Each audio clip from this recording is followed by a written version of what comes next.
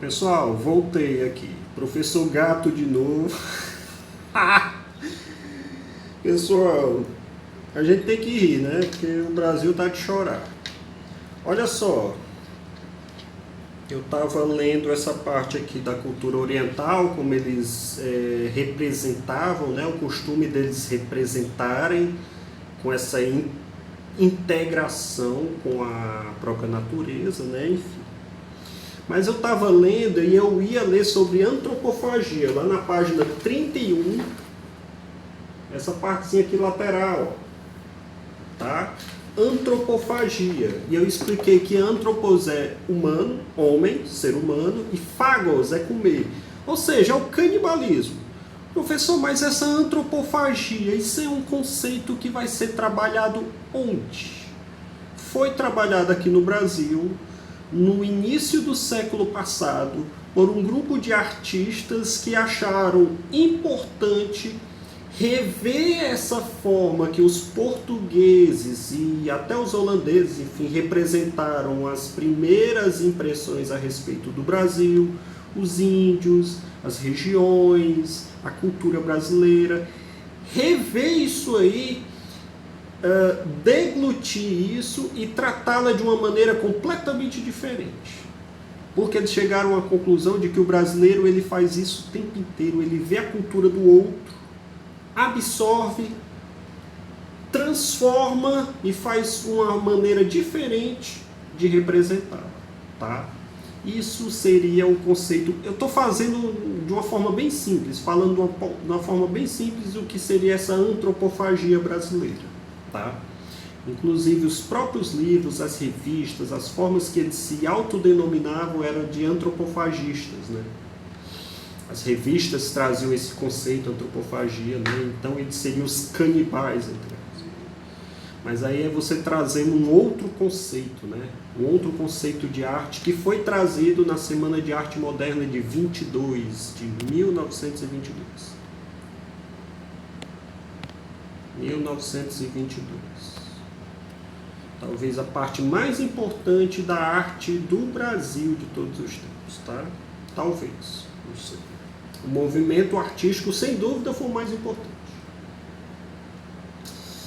Pessoal, então vamos lá. O que é antropofagia? Vou ler aqui na página 31. O termo antropofagia na arte surgiu no Brasil a partir do nome de uma pintura de Tarsila do Amaral. Tem obras dessa mulher lá na Unifor. Então, algum de vocês, se um dia puder ir à Fortaleza, não vá à praia, porque as praias de Fortaleza são tudo poluídas, aqueles troços. Não vão a outros locais, peça para ir à Unifor, ver essa apresentação da Terra Brasilis, que é belíssimo, gente, é belíssimo. É um negócio assim que, nossa, você fica embabacado, sabe? Ababacado. Chamada Abaporu, antropófago em Tupi-Guarani, Abaporu, que é o quadro mais famoso da cultura brasileira, tá, gente? Abaporu. Tá lá no Museu de Buenos Aires, na Argentina, olha só. Esse negócio da arte é um problema sério, tá, gente? Porque dependendo de quem esteve com essa obra naquele exato momento, guarda para si. Tá lá no Museu de Buenos Aires. Por que eles não mandam aqui pro Brasil, né? É exatamente um dos problemas que os gregos têm com os alemães, né? Porque os gregos, grande parte daquilo que os gregos produziram tá lá no Museu de Berlim. Está no Museu de Londres, está no Museu de Nova York, enfim. Inspirou o movimento modernista do início do século XX, aquilo que eu falei para vocês. Vocês vão estudar isso, sabe onde? Terceiro ano do ensino médio. Tá? Terceiro ano do ensino médio. Quando vocês estiverem estudando isso, lembrem-se daquele professor Gato, lá do sétimo ano, de óculos escuros e tudo mais, tá bom?